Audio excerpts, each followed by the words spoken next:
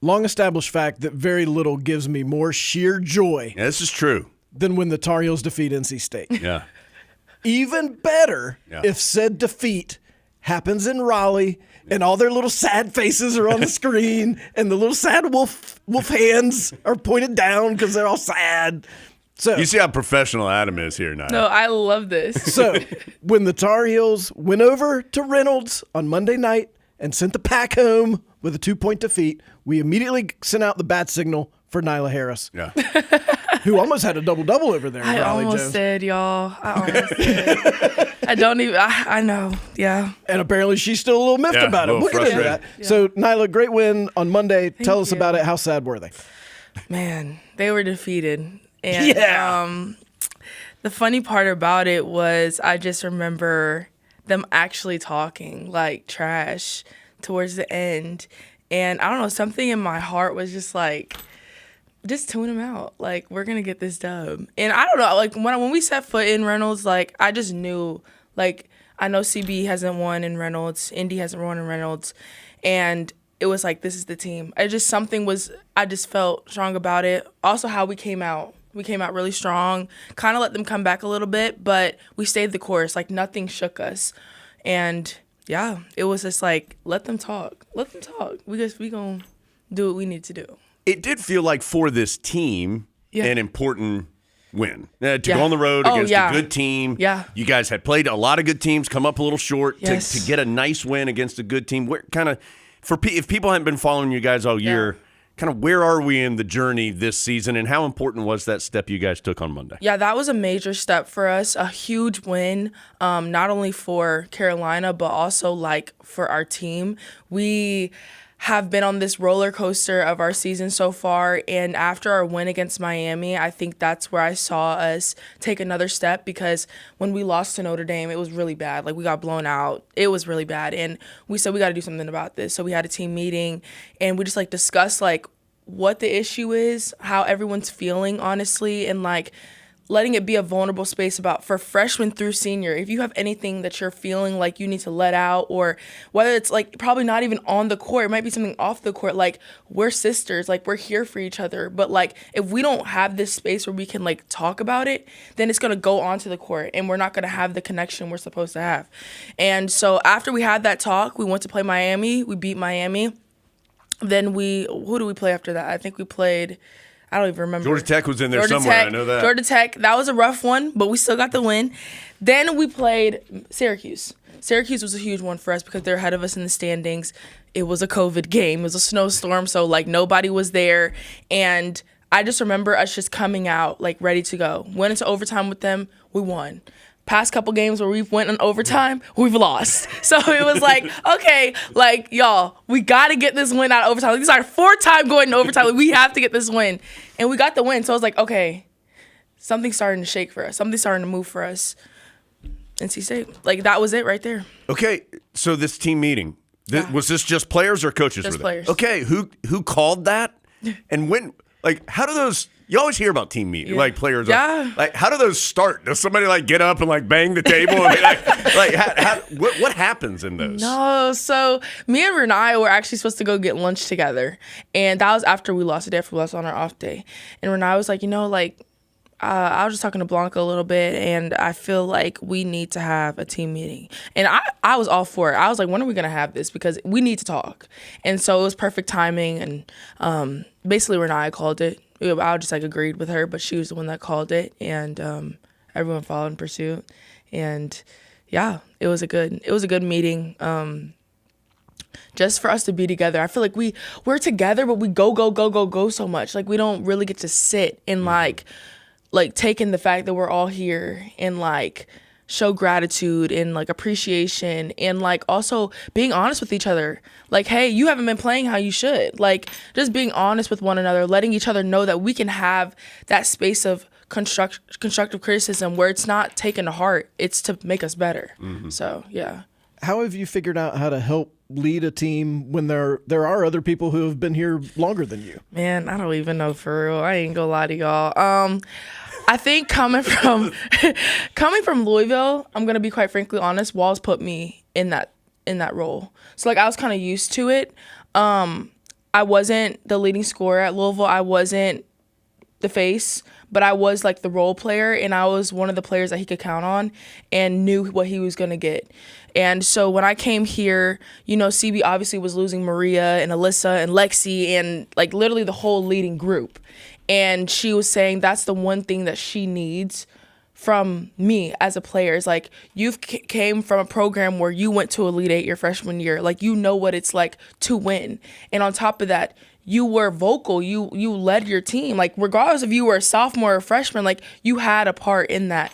And she really was just telling me, you know, I trust you, and whatever you need to do to gain respect from these girls, so be it. And I think, like, it started out in the summer, just feeling like the respect that they're giving me, like, that I haven't really felt from a standpoint of, like, we trust you with the ball. We trust you with play calling. Like, if you see something, we're gonna do it, like that type of respect. And it was like, wow, like, they trust me.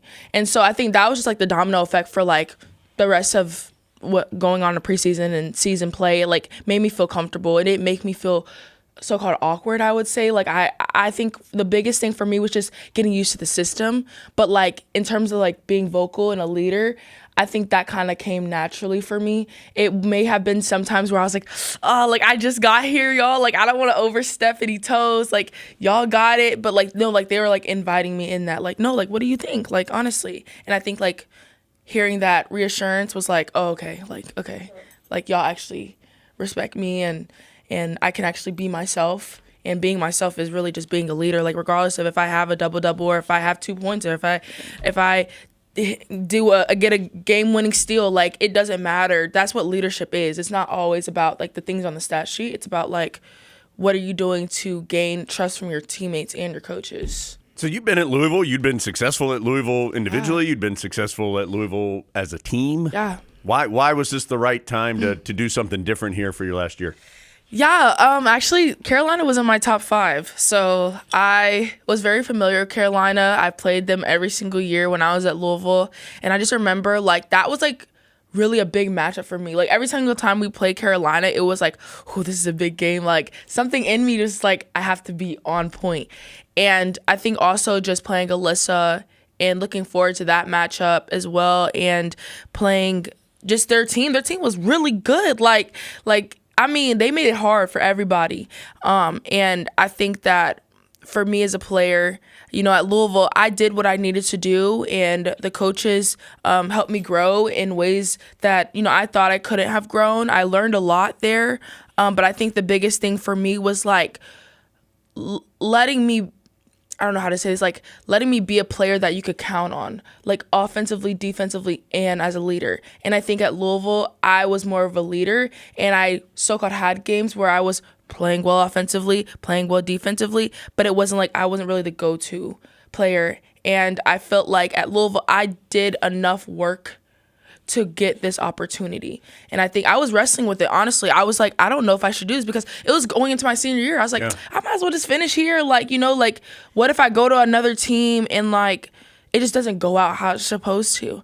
But literally, I prayed about it, and God literally told me, you know, just do it. He's like, just do it. And it just constantly was in my head, bro. Like, it wouldn't get out. Like, it's time to go. Like, you have to go. Like, and it wasn't a way like, I don't like it here. Like, we have to go. It was like, no, like, now there's something better for you that's going to grow you. It's going to challenge you academically as well, and as a basketball player. And took my visit here, and I mean, sold the bag. I was like, well, y'all, this is it. Literally tried on the jersey and everything, and I was like, where else am I gonna go? Did you know there was gonna be another Nyla on the team? And is that confusing with 2 Nylas? Oh man, Nyla Brooks, I love her. No, I didn't actually. I didn't. Have you ever played with another Nyla? No. Like, it's a relatively unique name. It's unique, yeah. I was like, I mean, the older I get, the more Nylas I become around. So I don't know what's going on. I mean, maybe this is a popular name, but no, I didn't know until summer. They announced her coming on campus, and I was like, Nyla. I was like, wait, hold on. I'm already like, here. I'm Nyla. Like, what are we talking about here? Like, no. And then They're like, yeah, we have another Nyla. I said, y'all didn't tell me this. Like, I'm supposed to be the only Nyla. And no, yeah, I'm not gonna lie, it was a little bitter. I was like, gosh, like I'm the only Nyla, bro. But like getting to know her, I was like, you know what? We could share the same name. I love her. She's a bundle of joy. She's hilarious. And yeah, so they call us Nyla Squared off the court, but CB calls us Brooks and Harris. I know she was talking about how she's gonna call us or whatever, but she literally calls us by our last name. So I'm gonna come up with some unique names she for them. Literally said Brooks that. and Harris. Brooks and Harris. Like, I'm like, oh, okay, that's perfectly fine. But no, yeah, that was actually funny. Is it okay if I ask you for a favor? Because I feel like we're friends now. Oh yeah. Okay. Could you make sure that you play basketball for at least 15 or 20 more years? Because when you decide you want to take over the podcast game, Jones and I are going to be out. Are you serious? Yeah, because you're going to be very good at this. Oh, so, and it seems like this is something you Yeah. might have in your future. Is that a fair thing to say? I actually also came to Carolina because I want to be a sports broadcaster. So I want to do that whole thing. I heard the Husband School was like elite, and I actually got into Sports Extra. And I'm actually an anchor. Wow. I know. How do you have time to do that? I don't know. I actually am going on air tomorrow, so that's really great. But no, I think that's another thing that, of course, I'm a basketball player, but there's so many other things that I do well, and I think I've kind of like accepted that. Like, I don't have to be the best basketball player in the country. Like, I do other great things. I'm great at. Not a lot of people are good at this. Like, some people really can't do this. Taking that in, you know. Yeah, trust me, I'm dragging one of them with me every episode, Nyla. Wait, but you're doing really good. Just keep building me up now. You're doing great. No, you're actually doing really good. No, so yeah, and then also I know y'all know Joel Berry. Mm-hmm. He went to Lake Highland. I went to Lake Highland. And when I saw him on ACC Network, I was like, wait, hold up. Like, definitely need to talk with him. But no, that was another thing too. But aside from basketball, another reason why I came to Carolina is definitely because of the journalism. So thanks for the invite. I would definitely, apply. Have you ever done your own highlights on Sports Extra? Like, oh, look at Nyla Harris, a great rebounder, and she looks good too. I mean, literally, I have. Actually, for the a little run through, they like talked about me and the Cancun thing, and it was just so weird, like saying my own like stats and everything. But it was actually fun. I actually liked it, and actually, I probably will tomorrow because we beat State on Monday. So there you go. Yeah, there you go. Your dad played in the NFL, right? He did. What was that like? Were you even? I was actually not even thought about yet. So yeah. Oh, okay. So we weren't there. So you weren't sure about it yet. You didn't have a strong opinion on it yet. I actually wasn't even like, not even there. I wasn't. Yeah. I was rooting on him. I don't even know. I wasn't even thought about yet. But no, my dad was actually like tough. Like actually, I literally, no disrespect to my dad, I say this every single time anyone asks me, but I didn't know how good my dad was because I wasn't alive to see it. So like, I was just like, okay, like born, sorry, not alive. But I was just like, okay. And the film is so grainy now, I'm sure it's too old to even. No, like literally, it might just 90s? Cut out. It might freeze. It might jump. He might get a sack, but instead, like, yeah, it's too old. But no, like, my dad is a great role model for me. I sometimes forget that he went to the highest level there is, and I think football is even harder, honestly. But got drafted second round, played for the Minnesota Vikings. First part of his career, finished out with the New York Giants.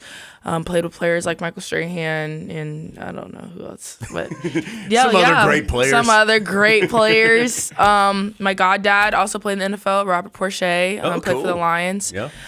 So yeah, it's just a football family for sure. But my dad is always he's hard on me, but also he like pushes me in a way where it's like he humbles me, but also at the same time he just pushes me to be the best version of myself. Like I just know I'm gonna receive a text message from my dad, and he sends me great text messages before the game. He's probably critiquing this interview right now. He's probably taking notes on his phone. My dad is in the comments every single post. So when y'all post this, I promise you he's gonna be there. He loves it. This is probably his first year on Instagram. So he's just like embracing it for real. I mean, it's like, what? I can see videos and pictures right here on my phone. Literally. What kind of great pregame texts? Let's see. He said, Nyla, you came here. You know what? Oh yeah. Yeah, we're just gonna like pull it out. Let's just quote this directly. There's no sense in getting a no, y'all don't get the full thing. Correct quote. Y'all are gonna get the full. That's good because we're planning on stealing them because we both have kids and they're gonna start receiving these awesome texts and be like, "Wow, you've really matured." Like, yes, that's right. I thought of this all myself. This is an NFL level pregame text I'm sending you right now. Yo, he said, "Good morning, my beautiful daughter. I hope you're feeling well today and that you have a great game tonight. Be legendary and God will bless your game. Love, Dad." Yeah, look at that. Just build him up. I mean, he doesn't miss a game. Okay, but now, Nyla, let me ask you about this. He signs his texts. I think my dad actually He just speaks. said it's his first year on Instagram, Adam. He goes, I think he speaks like this to the phone because my mom does the same thing. And then when they text me, I'm reading it and I'm like, what? Like, it don't even make sense. I'm like, you tried. It's okay. No, because my dad is like, he's so funny. Yeah, he's so funny. I love him, honestly. Okay. You guys are, we're like halfway through ACC play. We literally are. It's hard to believe. We're like the final third of the regular season here. What is important for you guys to continue the path that you've been on these last couple of weeks to try and close this last 5-6 weeks strong and head where you want to go? Yeah, I think the biggest thing for us is just stacking days, stacking practices, stacking time together. Like, I think as we get closer to the end and like the reality of what tournament time is like, you win, you keep going. You lose, you go home. It's just as simple as that. So like, just really like, I think playing at Reynolds was good for us because I told CB, like, it's great preparation for what it's going to be like in March. It's great preparation for what it's going to be like at the ACC tournament. Packed house. Team's going to be, they're going to have more fans, probably not more than Carolina, though, because that'll be a neutral site. So, but I'm just seeing what it's like because, I mean, as of right now, we're probably going to go to another site in March. So it's just like getting used to that. Just fix that now. All you got to do is win out. Just win out. You know what? You're right. Yeah. I'm sorry, CB. Lyra, let me text you this. Nyla, it's Jones. Just win out. Have a great day, Jones. No, like, hold on, actually, let me bring it up here. Yeah, bring it up to the, yeah. No, honestly, yeah, you're right. But I think also just like, all in all, just leaving everything out on the floor, like, regardless, I think just playing hard, and just being reminded of why we came here individually and as a team, like why we were, like CB always talks about she handpicked us. Like there's plenty of players that want to come here, but she specifically picks the players she wants on her team. And so take great pride in that, like understanding that, wow, I was chosen to be here. Because yes, although you commit, the coach also has to meet you where you're at to accept you, basically. And so I think, like, overall, just leaving it on the floor is really all I can say. Again, not in the ACC, every game, I think, honestly, anybody can beat anybody in the ACC. But I think also what keeps teams keep going on an all-time high is their togetherness and their chemistry on the floor. When you have that, nobody can break you. And so for us, we've grown in that, and I think winning at NC State was huge for us. So now we got it. It's gonna be great.